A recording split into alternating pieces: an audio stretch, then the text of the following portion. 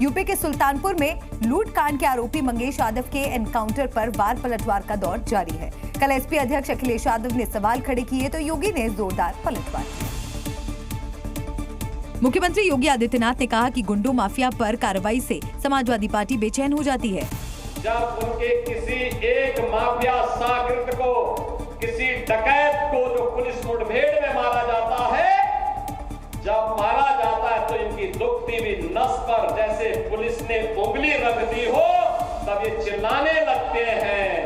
दरअसल सुल्तानपुर में एक ज्वेलरी की दुकान में लूट हुई थी, जिसके आरोपी सीसीटीवी में कैद हो गए थे। पुलिस ने कार्रवाई करते हुए 2 आरोपियों को गिरफ्तार किया, जबकि एनकाउंटर में एक आरोपी मंगेश यादव की गोली लगने से मौत हो गई थी, जिसके बाद समाजवादी पार्टी लगातार सवाल उठा रही है और ये आरोप लगा रही है कि जाति देखकर पुलिस कार्रवाई करती है।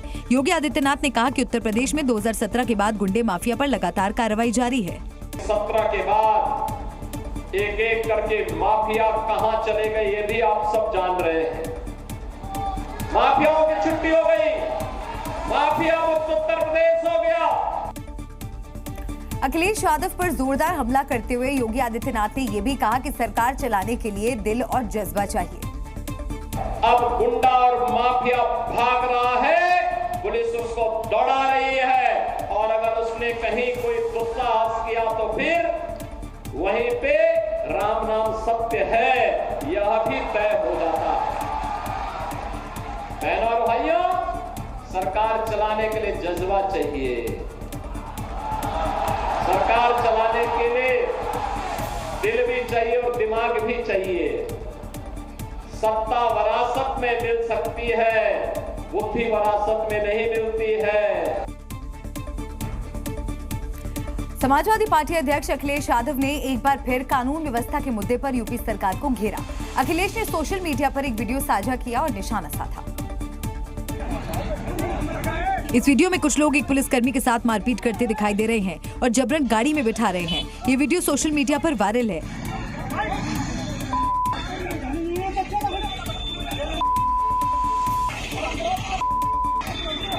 जिस गाड़ी में पुलिसकर्मी को जबरदस्ती बिठाया जा रहा है, उस पर बीजेपी का झंडा लगा है। इस दौरान बड़ी संख्या में लोग इकट्ठा हो जाते हैं, लेकिन कोई उसे बचाने के लिए आगे नहीं आता। सोशल मीडिया पर वायरल इसी वीडियो को लेकर समाजवादी पार्टी अध्यक्ष अखिलेश यादव ने लिखा कि भाजपा सरकार का पुलिस के प्रति जीरो टॉलरेंस का कारनामा, पुलिस का भाजपाइयों ने किया अपहरण, अब क्या पुलिस वालों को FIR लिखवाने भाजपा के मुख्यालय जाना पड़ेगा? बस यही दिन देखना बाकी था। इस बीच यूपी पुलिस ने इस वीडियो पर जानकारी साझा की। चंदौली पुलिस ने सोशल मीडिया प्लेटफॉर्म X पर बताया कि ये मामला यूपी पावर कॉर्पोरेशन की प्रवर्तन टीम से जुड़ा है। विभाग की ओर से शिकायत मिलने के बाद चंदौली पुलिस ने केस दर्ज कर कानूनी कार्रवाई भी शुरू कर दी। जम्मू कश्मीर विधानसभा चुनाव के पहले चरण की वोटिंग से पहले सियासी माहौल गर्म है। जम्मू दौरे पर पहुंचे अमित शाह ने कांग्रेस और नेशनल कॉन्फ्रेंस गठबंधन पर निशाना साधा तो फारूक अब्दुल्ला ने भी पलटवार किया। नेशनल कॉन्फ्रेंस ने अपनी घोषणा पत्र में अनुच्छेद 370 की वापसी का वादा किया, जिसे लेकर बीजेपी लगातार निशाना साध रही है। तो वहीं फारूक अब्दुल्ला ने बीजेपी के वादों को जुमला बताया। ये नेशनल कॉन्फ्रेंस और कांग्रेस का गठबंधन जो है, वो आएगा दिन हमें पूरी जो है स्टेटहुड वापस मिलेगा। और ये भी कहना चाहता हूँ मैं कि बीजेपी का जो मंशूर है, वो मंशूर एक जुमला है और उनके जुमला के बगैर उनके पास कुछ भी नहीं है। इधर पीडीपी प्रमुख महबूबा मुफ्ती भी प्रचार में जुटी हैं और मतदाताओं को लुभाने के लिए INDIA गठबंधन और बीजेपी दोनों पर निशाना साध रही हैं। उनको पता है जो उन्होंने जम्मू कश्मीर में 5 साल पहले किया है, लोग बहुत गुस्से में हैं, लोग उनसे बहुत नाराज हैं और लोग जो है बैलेट का इस्तेमाल करके उनको जवाब देना चाहते हैं, इसलिए वो कुछ भी कह सकते हैं। अनुच्छेद 370 हटने और जम्मू कश्मीर को 2 भागों में बांटने के बाद पहली बार चुनाव हो रहा है, जिसे लेकर विपक्षी दल जनता के बीच में जा रहे हैं और बीजेपी को घेर रहे हैं। जम्मू कश्मीर में चुनाव का ऐलान हो गया है। बीजेपी जोर शोर से प्रचार अभियान में लगी है। रक्षा मंत्री राजनाथ सिंह आज प्रचार के लिए रामबन पहुंचे थे, जहां उन्होंने बीजेपी प्रत्याशी राकेश सिंह ठाकुर के समर्थन में प्रचार किया। धारा 370 खत्म होने के बाद पहली बार जम्मू कश्मीर में चुनाव होने जा रहे हैं। 3 फेज में चुनाव होंगे और 18 सितंबर को पहले चरण की वोटिंग है। जिसके लिए आज प्रचार अभियान को धार देने और बीजेपी के पक्ष में माहौल बनाने के लिए आज रक्षा मंत्री राजनाथ सिंह जम्मू कश्मीर के रामबन पहुंचे।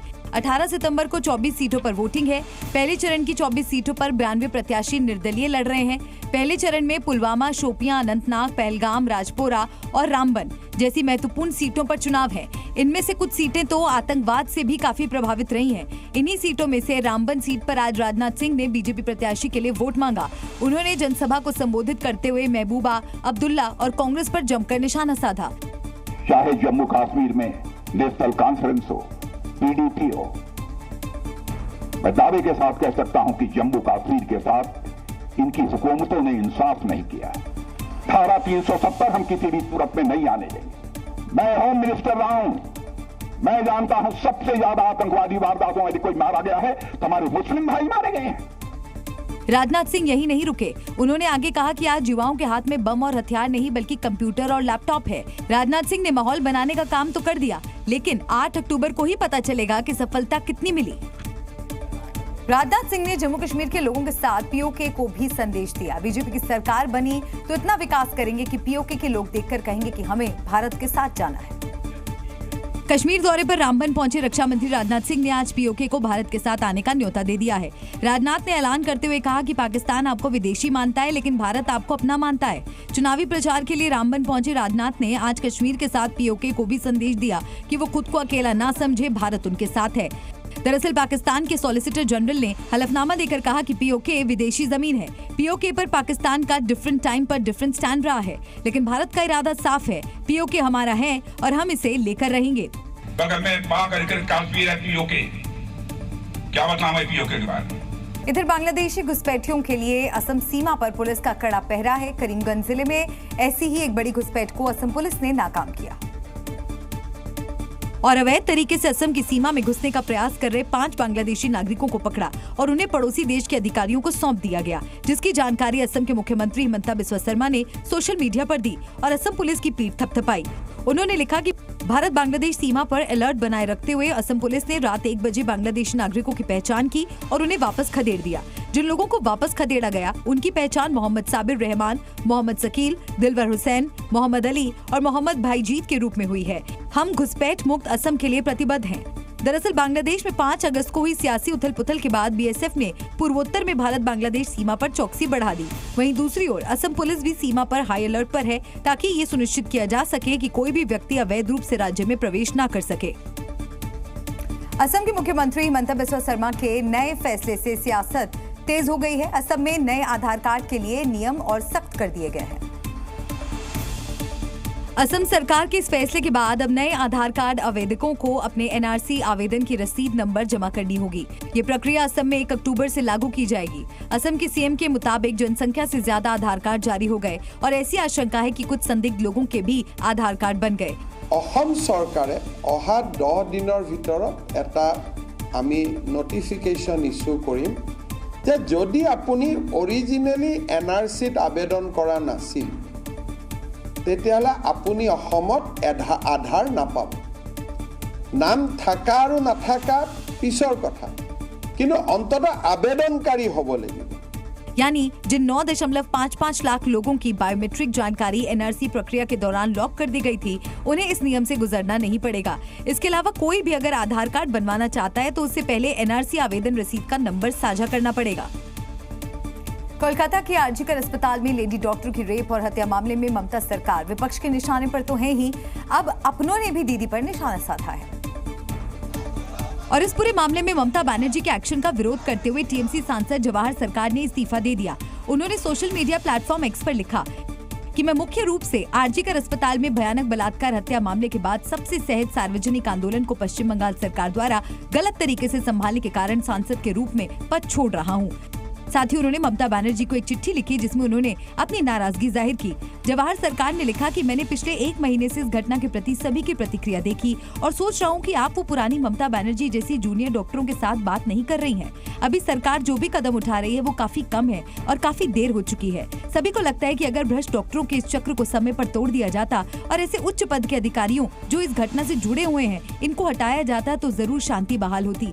जवाहर सरकार के इस्तीफे पर TMC की ओर से प्रतिक्रिया भी सामने आई। তিনি কোনো একটি সিদ্ধান্ত নিয়েছেন সেই সিদ্ধান্ত সম্পর্কে কোনো মন্তব্য করব না। শুধু এটুকু বলতে পারি যে উনি যে উদ্বেগগুলি প্রকাশ করেছেন বা ওনার যে কিছু কিছু পর্যবেক্ষণ রয়েছে তার दरअसल लेडी डॉक्टर के साथ दरिंदगी केस को लेकर ममता सरकार की कार्रवाई पर सवाल उठे थे और उन आरोपियों को बचाने का आरोप लगा था। इससे पहले भी कई टीएमसी नेता इस पर नाराजगी जाहिर कर चुके हैं। इधर भारतीय जनता पार्टी को जवाहर सरकार के इस्तीफे को लेकर ममता बनर्जी पर निशाना साधने का मौका मिल गया। बीजेपी ने कहा कि ममता बनर्जी तानाशाह की तरह काम कर रही हैं। टीएमसी का मतलब तानाशाही मानसिकता और कल्चर भी है, मतलब भ्रष्टाचार भी करने देना है और भ्रष्टाचार के बारे में कुछ बोलना भी नहीं है। और जिस प्रकार से आरजीकर केस में ममता बनर्जी ने जो कदम उठाए वो बेटी को न्याय दिलाओ नहीं था, बल्कि सबूत मिटाओ था, सत्य की आवाज दबाओ था, सच छिपाओ था और बलात्कारी बचाओ था। बिहार में अधिकारियों के तबादले और पोस्टिंग पर सियासत शुरू हो गई है। आईएनडीआईए गठबंधन के नेता इसे लेकर नीतीश सरकार को घेर रहे हैं, तो एनडीए नेताओं ने पलटवार किया। राष्ट्रीय जनता दल और कांग्रेस का आरोप है कि बिहार में ट्रांसफर पोस्टिंग का उद्योग फल फूल रहा है। ट्रांसफर पोस्टिंग उद्योग पूरी अपनी ऊंचाइयों पर, अपनी बुलंदियों पर है। चमचे बेलचे का चलता ही है। शागिर्द अपने हिसाब से स्थानांतरण पदस्थापन करते ही रहते हैं। सेवानिवृत्ति के बाद जो लोग लाभ उठा रहे हैं उनका तो भाई पौवारा है। तो वहीं नेताओं ने विपक्ष के आरोपों को निराधार बताया और कहा कि आरजेडी को अपने कार्यकाल को देखना चाहिए। राष्ट्रीय जनता दल के नेताओं को अदालत में तारीख पर तारीख उनकी हाजिरी लगती रहती है और उसके बाद अगर वो राज्य सरकार के मंत्रियों के चरित्र पर सवाल खड़े करते हैं, उन पर भ्रष्ट होने का आरोप लगाते हैं, अधिकारियों के स्थानांतरण को लेकर सवाल खड़े करते हैं, तो ये सिवाय मानसिक और राजनीतिक दिवालियापन के सिवाय कुछ नहीं है। दरअसल शनिवार को बिहार सरकार ने बड़ा प्रशासनिक फेरबदल करते हुए 12 जिलों के जिलाधिकारी का तबादला कर दिया था। नोटिफिकेशन के मुताबिक बिहार में कुल 43 आईएएस अधिकारियों का ट्रांसफर हुआ है।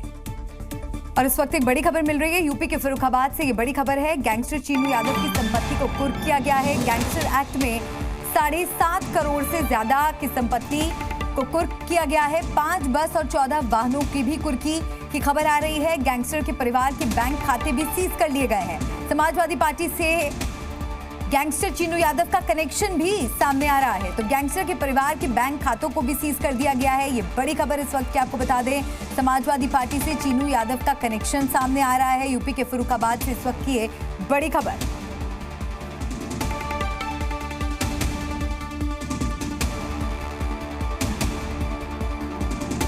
केदारनाथ के पास रहने वाले लोग नहीं चाहते कि उनके गांव में कोई मुस्लिम व्यक्ति आए। इसके लिए ग्राम पंचायतों ने गांव में बोर्ड लगवा रखे हैं जिसमें गैर हिंदू और बाहरी लोगों को गांव में एंट्री न देने की बात कही जा रही है। ऐसे कई बोर्ड केदारनाथ के पास देखे गए हैं। अलग अलग गांवों में लगे इन बोर्ड्स में साफ लिखा है कि अगर कोई बाहरी व्यक्ति उनके गांव में दिख गया तो वो लोग उससे जुर्माना वसूल करेंगे। इस समय केदार घाटी के खड़िया गांव में मैं हूं और सामने की ओर दिखाऊं आपको तो ये होर्डिंग देखिए। हालांकि ये होर्डिंग अब पुलिस ने निकलवा दिया है। इसमें लिखा हुआ है गैर हिंदू रोहिंग्या मुसलमानों व फेरी वालों का गाँव में व्यापार करना घूमना वर्जित है। जैसे कि संवाददाता ने बताया, प्रशासन ने इन बोर्ड्स को हटाने को कहा है। इसके बाद कई गांवों से इसे निकाल दिया गया। हालांकि इलाके के लोग इस तरह के साइन बोर्ड्स को सही मानते हैं। ये बहुत सही है, नहीं हटना चाहिए इसको। जैसे कोई दूसरा आएगा उसको तो पता होना चाहिए, पढ़ेगा लिखेगा कि देखेगा भाई ये गलत है या सही है। गाँव वालों की माने तो बाहरी लोग उनके गाँव में आकर अपराध करते हैं, इसीलिए उन्होंने ऐसे बोर्ड लगवाए हैं। केदारनाथ के पास रहने वाले लोग अपने गांव की सुरक्षा के लिए एकजुट हैं। जवान, बुजुर्ग, महिलाएं सब ने एक स्वर में इन साइन बोर्ड्स का समर्थन किया। गांव की महिलाओं की माने तो बाहरी लोगों से उन्हें डर लगता है, वो कभी भी उनके लिए खतरा पैदा कर सकते हैं। अकेला जाती रही है मैं रास्ते में, तक डर लगते हैं कि मारेंगे तो क्या करेंगे। भारी व्यक्ति तक तो बात ठीक थी, लेकिन बोर्ड में किसी विशेष धर्म के व्यक्ति को एंट्री न देने की बात से वहां रहने वाले कुछ लोग इत्तेफाक नहीं रखते। हर व्यक्ति के हिसाब से वो बोर्ड ठीक है, पर किसी मुसलमान या किसी कास्ट पे ये टिप्पणी गलत थी। पहचान पता होनी चाहिए। जैसे फेरी वाले हैं, जैसे अगर चोरी करने आए तो कोई फेरी वाला हिंदू भी हो सकता है। गाँव में गैर हिंदुओं के प्रवेश को लेकर जारी किया गया फरमान अब सवालों के घेरे में है। ग्राम पंचायतों का ये फरमान कानून संगत तो बिल्कुल नहीं, इसीलिए स्थानीय लोगों के सपोर्ट के बावजूद प्रशासन की तरफ से इसे हटवाया जा रहा है। इन बोर्ड्स को लगाने वालों पर एक्शन होगा या नहीं, ये भी देखने वाली बात होगी। यूपी के प्रयागराज के जामिया हबीबिया मदरसे में आरएसएस के खिलाफ आपत्तिजनक दस्तावेज मिलने के बाद सियासत तेज है। यूपी के मंत्री ने भी माना कि मदरसों में जिहादी तालीम दी जा रही है। और उत्तर प्रदेश के कैबिनेट मंत्री धर्मपाल सिंह ने जी मीडिया से इस मुद्दे पर खुलकर बात की। उन्होंने बताया कि मदरसों में बच्चों का ब्रेन वॉश करने का काम किया जा रहा है। राष्ट्रीय स्वयंसेवक संघ को मदरसे में ये पढ़ाया जा रहा है कि ये राष्ट्रवादी संगठन नहीं है, आतंकवादी संगठन, जहाँ इस तरीके की शिक्षा दी जाए। मेरे पास ये विभाग रहा है, जो नेपाल बॉर्डर पर जो मदरसे हैं उनमें हमने जांच कराई। जांच में जो पैसा आया है वो ये नहीं बता पाए ये पैसा कहाँ से आया है। दरअसल प्रयागराज के जामिया हबीबिया मदरसे में कुछ दिन पहले छापेमारी में आपत्तिजनक दस्तावेज मिले थे, जिसमें राष्ट्रीय स्वयंसेवक संघ को आतंकवादी संगठन बताया गया, जिसके बाद प्रयागराज प्राधिकरण ने कार्रवाई करते हुए मदरसे को सील कर दिया था। इस मदरसे में नकली नोटों की फैक्ट्री और विदेशी फंडिंग का भी खुलासा हुआ था। वहीं दूसरी ओर धर्मपाल सिंह ने बताया कि जो भी कानून तोड़ेगा सरकार उसके खिलाफ सख्त कार्रवाई करेगी।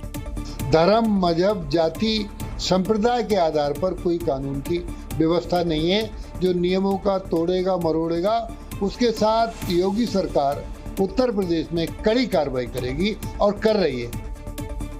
मध्य प्रदेश के उज्जैन से हैरान कर देने वाला मामला सामने आया। नागदा इलाके में एक संत से कुछ लोगों ने मारपीट और अभद्रता की, जिससे पुलिस सख्ते में आ गई। आरोपों के मुताबिक संत ट्रेन से उतरकर स्थानीय आश्रम में जा रहे थे, तभी रास्ते में दो लोगों ने रोककर उनके साथ मारपीट की और उनके कपड़े तक उतार दिए।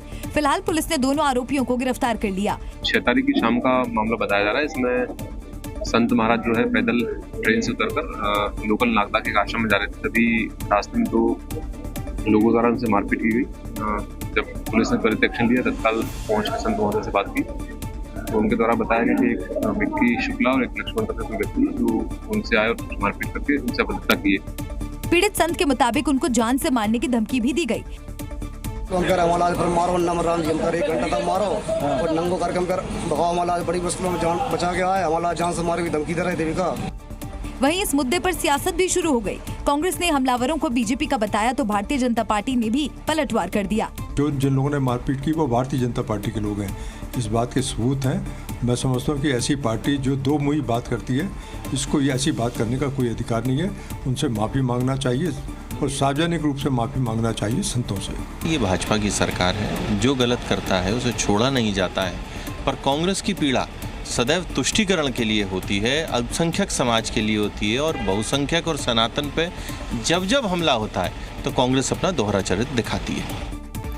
जो राम को लाए हैं भजन एक समय पर यूपी में बीजेपी के प्रचार के लिए सुपरहिट गाना माना जाता था, लेकिन आज उस भजन को गाने वाले सिंगर ही कांग्रेस में जाने वाले हैं।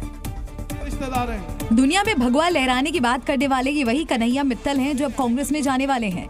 माना जा रहा है कि कन्हैया मित्तल हरियाणा में कांग्रेस की टिकट पर चुनाव लड़ सकते हैं। उनकी बीजेपी से भी अच्छी ट्यूनिंग थी। योगी आदित्यनाथ से भी उनकी मुलाकातें पहले हो चुकी हैं। कहा जा रहा था कि कन्हैया मित्तल हरियाणा चुनाव में बीजेपी से टिकट मांग रहे थे। अब टिकट न मिलने के बाद वो कांग्रेस के पास चले गए। भले ही कन्हैया कुछ भी बोले, लेकिन चुनाव से पहले भजन गायक का यूं किसी पार्टी में जाना शुद्ध राजनीति ही है। इससे पहले बीजेपी ने भी ये काम किया और अब कांग्रेस भी वही कर रही है। कन्हैया मित्तल का कांग्रेस में आना बीजेपी के लिए बड़ा झटका हो सकता है। वैसे तो कन्हैया कभी बीजेपी में आधिकारिक रूप से नहीं रहे, लेकिन माना जाता था कि अपने भजनों में वो जो बातें बोलते थे उससे बीजेपी को फायदा होता था। मध्य प्रदेश के रतलाम में गणेश स्थापना के लिए जा रहे जुलूस पर पथराव हो गया, जिसके बाद इलाके में तनाव का माहौल है। इसे देखते हुए पुलिस को तैनात किया गया। इस दौरान कई गाड़ियों में तोड़फोड़ की गई। देर रात इस हंगामे के बाद पुलिस लगातार इलाके में गश्त कर रही है। रतलाम में हर तरफ कर्फ्यू जैसा माहौल है। बताया जा रहा है कि गणेश मूर्ति ले जा रहे हिंदुओं पर पथराव हुआ था, जिसके बाद यहां बवाल हो गया। बड़ी तादाद में हिंदू थाने में शिकायत करने पहुंचे और बाद में बवाल बढ़ा तो पुलिस को भीड़ को काबू करने के लिए लाठीचार्ज करना पड़ा। पुलिस ने रतलाम में जगह जगह फोर्स तैनात की। बाद में जो भीड़ इकट्ठा हुई थी वो लोग उन लोगों के द्वारा जो है वो मोचीपुरा की तरफ जाते हुए कुछ जगहों पर जो है पत्थर उत्तर फेंके। पुलिस तत्काल वहां पर मौके पर पहुंचकर पूरे स्थिति को नियंत्रण कर लिया गया है। सभी लोगों को तितर बितर करके बाकी सब जगह पर फिक्स पिकेट पॉइंट्स लगाए गए हैं और ये इंश्योर किया जा रहा है कि प्रॉपर जो है वो लॉ एंड ऑर्डर मेंटेन रहे। विवाद गणेश स्थापना जुलूस के दौरान पत्थर फेंकने की शिकायत के बाद शुरू हुआ। जुलूस में शामिल कई लोग थाने पहुंचे और आरोपियों के खिलाफ केस दर्ज कर तुरंत गिरफ्तारी की मांग की। टीचर बच्चों के मार्गदर्शक होते हैं, लेकिन राजस्थान के श्रीगंगानगर के पदमपुर में गांव वालों ने एक टीचर पर बहुत ही शर्मसार कर देने वाले आरोप लगाए हैं। टीचर पर अपने स्टूडेंट्स के साथ ही छेड़खानी करने का आरोप है। छेड़खानी की घटना से गांव वालों में काफी गुस्सा है, इसलिए लोगों ने स्कूल में तालाबंदी करके प्रदर्शन करते हुए सख्त कार्रवाई की मांग की। दरअसल श्रीगंगापुर के पदमपुर में राजकीय उच्च माध्यमिक स्कूल का मामला। गांव वालों ने एक टीचर पर लगाए दुर्व्यवहार और छेड़खानी का आरोप। स्कूल में तालाबंदी करके टीचर को सस्पेंड करने की मांग कर रहे लोग। मौके पर पुलिस और शिक्षा अधिकारियों ने ग्रामीणों को समझाने की कोशिश की। बच्चियों के साथ छेड़खानी की शिकायत पिछले 2 साल से आ रही है। पहले तो बच्चियां सहम गई थीं, डर रही थीं, फिर किसी तरह से उन्होंने घर वालों को बताया। शर्मसार करने वाले मामले की शिकायत प्रिंसिपल से की गई, लेकिन कोई एक्शन न होने पर गाँव वालों ने तालाबंदी करके धरना शुरू कर दिया। पिछले 2 साल से ये गतिविधियां चल रही है कि जो इसके अंदर लिप्त हैं उन सभी को सस्पेंड किया जाए। 10 दिन पहले इसका प्रिंसिपल साहब को अवगत कराया गया था, लिखित माध्यम से। अभी तक उस पर कोई भी कार्रवाई नहीं की। श्रीगंगापुर में पहले भी टीचर्स पर छेड़खानी के आरोप लगे हैं। लोगों को न्याय के लिए सड़क पर आना पड़ता है, लेकिन सरकार कार्रवाई से सख्त संदेश देने में फेल है। कितनी शर्म की बात है कि छेड़खानी के आरोप पर भी कोई एक्शन नहीं हो रहा, धरना प्रदर्शन करना पड़ रहा है। सोचिए ऐसे माहौल में बच्चियों का फ्यूचर कितना ब्राइट होगा। राजस्थान में ऐसी घटनाएं काफी चिंताजनक हैं। देखना होगा कि सरकार कब जागती है और सख्त एक्शन लेती है। जी न्यूज़।